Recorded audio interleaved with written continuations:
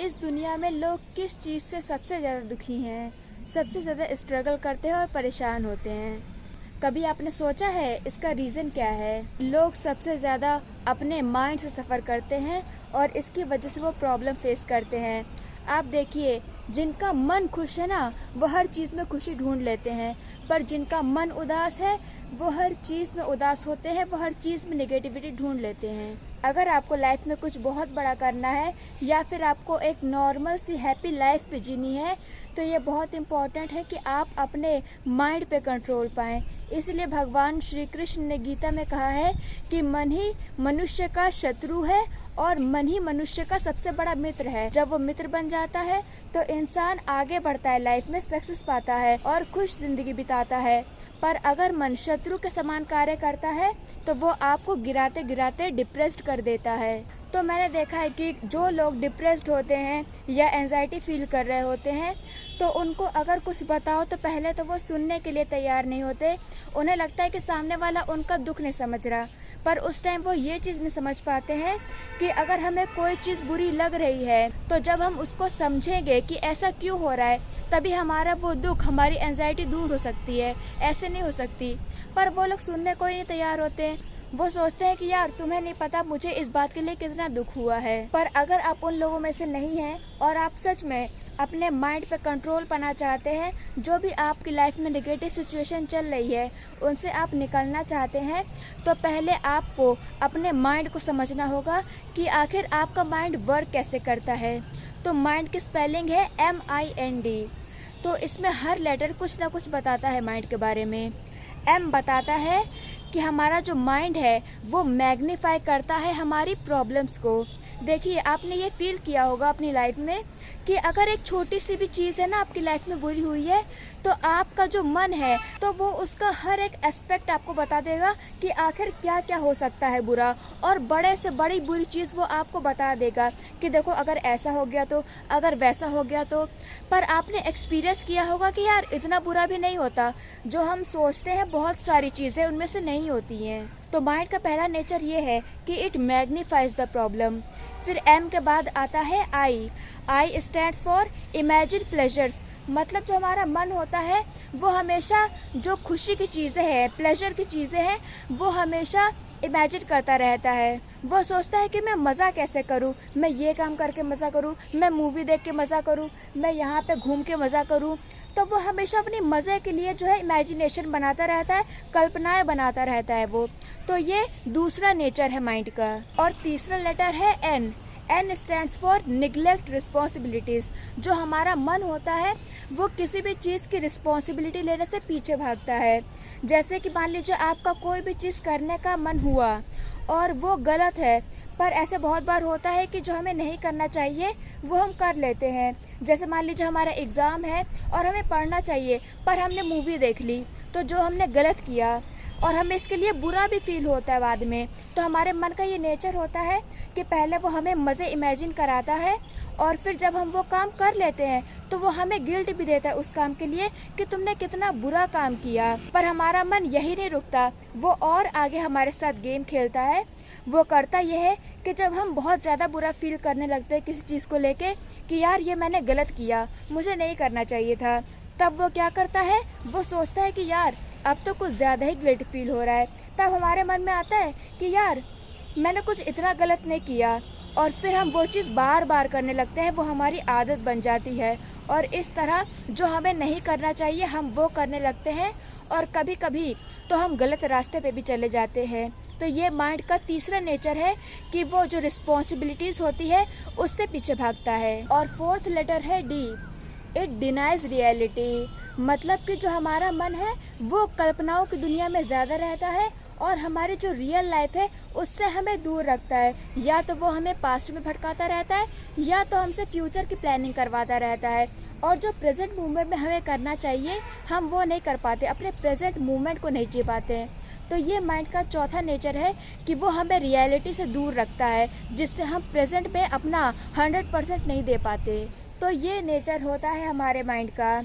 हमारे लिए हमारे माइंड को कंट्रोल करना इसलिए ज़रूरी है ताकि हम अपनी पूरी एनर्जी, अपना पूरा कंसंट्रेशन फोकस करके जब काम करेंगे अपने गोल की तरफ, तो हम बहुत अच्छा काम कर पाएंगे और इसके बहुत चांसेस है कि हमें जो रिज़ल्ट है वो भी जल्दी मिले। इसलिए हमारा जो अपनी माइंड की एनर्जी है उसे कंट्रोल करके सही जगह पे लगाना बहुत ज़रूरी है। तो अभी मैंने आपको बताया कि हमारे माइंड का नेचर कैसा है, और अब बात आती है कि हम अपने माइंड को कॉन्कर कैसे कर सकते हैं। तो सबसे पहली बात है जो मैंने आपको बताई थी कि जब भी हम मेंटली कोई प्रॉब्लम फेस कर रहे होते हैं तो हम इस चीज़ के लिए रेडी नहीं होते हैं कि हम कोई नॉलेज लें, और हम सोचते हैं कि यार हमारी प्रॉब्लम नहीं कोई समझ रहा है, जबकि ऐसा नहीं है। तो इस बात का सॉल्यूशन ये है कि सबसे पहली चीज़ तो हम नॉलेज लेने के लिए रेडी रहें और हम स्पिरिचुअल नॉलेज गेन करें। जब हम स्पिरिचुअल नॉलेज गेन करेंगे तो स्पिरिचुअल नॉलेज में बहुत शक्ति होती है कि वो हमें एंजाइटी और डिप्रेशन जैसी फीलिंग से बाहर ला सकता है, क्योंकि एज अ सोल हम सब वो नॉलेज समझ पाते हैं और लाइफ के एसेंस को जान पाते हैं। इसलिए स्पिरिचुअल नॉलेज बहुत ज़्यादा ज़रूरी है, क्योंकि देखिए हम सब का जन्म भारत में हुआ है और भारत एक धर्म भूमि है। यहाँ पे भगवान ने अवतार लिया है, इसलिए हमें स्पिरिचुअल तो होना ही चाहिए और सबको ही स्पिरिचुअल होना चाहिए, कोई इस अर्थ पे कहीं भी जन्मा हो।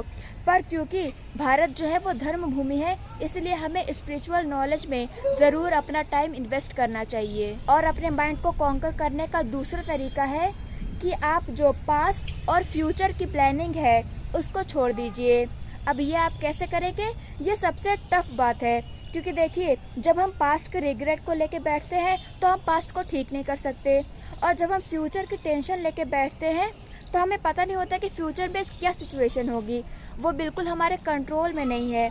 तो ना पास्ट हमारे कंट्रोल में है ना फ्यूचर हमारे कंट्रोल में है, तो हम लोग क्यों अपना टाइम वेस्ट कर रहे हैं। इसलिए हमें प्रेजेंट पे ध्यान देना है कि जिस भी चीज़ को लेकर मुझे टेंशन है उसके लिए मुझे अभी क्या करना चाहिए, हमारा फोकस इस बात पे होना चाहिए। प्रॉब्लम कहाँ पे आती है, जब हमारी लाइफ में कोई भी डिफ़िकल्टी आती है तो हम लोग उसके लिए रिएक्ट करने लगते हैं, पर हमें ऐसा नहीं करना चाहिए। हमें थोड़ा पॉज लेना चाहिए और सोचना चाहिए कि ये प्रॉब्लम आई है मेरे पास, तो अब मुझे इसके लिए क्या करना चाहिए जो मेरे हाथ में हो और जो मेरी सिचुएशन को बेटर बना सकती है। तो हमें इस तरह प्रॉब्लम का रिस्पॉन्ड करना चाहिए, ना कि हमें उसके लिए रिएक्शन देना चाहिए।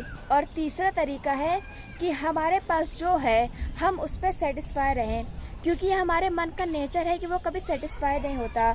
हमारे माइंड का नेचर है कि जो हमारे पास होता है उसे वो नहीं चाहिए होता, उसे उससे कुछ अलग ही चाहिए होता है, और जब वो मिल जाता है तो उसे कुछ और चीज़ें चाहिए रहती है। तो ये नेवर एंडिंग डिज़ायर होती है हमारे माइंड की। इसलिए ये ज़रूरी है कि हमारे पास जो है हम उसमें सेटिस्फाई फील करें, क्योंकि इससे होगा क्या, हम डिस्ट्रैक्ट नहीं होंगे और हमें इस चीज़ की नॉलेज होगी कि आखिर में लाइफ में कौन सी चीज़ें सबसे ज़्यादा वैल्यूएबल हैं और सबसे ज़्यादा इम्पॉर्टेंट हैं। जब हम अपने मन में सेटिस्फाई फील करते हैं तो हम बेटर डिसीज़न ले पाते हैं अपने लिए, और जो हमारी लाइफ होती है वो हमारे डिसीजंस, हमारी चॉइसेस से ही बनती है। अपने माइंड को कैसे कंट्रोल करना है ये हमें एक टॉर्टोइस से सीखना चाहिए, क्योंकि देखिए जो टॉर्टोइस होता है वो जब भी ऐसी जगह पे जाता है जहाँ पे उसे खतरा होता है तो वो क्या करता है, जो उसकी पीठ होती है वो बहुत ही स्ट्रॉन्ग होती है, तो वो अपने हाथ पैर वो उसके अंदर कर लेता है जब उसे लगता है कि उसकी जान को खतरा है। ऐसे ही जब हमें लगे कि हमारे मन को खतरा है तो हमें अपने जितने भी सेंसेस हैं, हमारी आँख, नाक, मुंह, सब हमें बाहर की चीज़ों से हटा लेनी है, उन पर ध्यान नहीं देना है।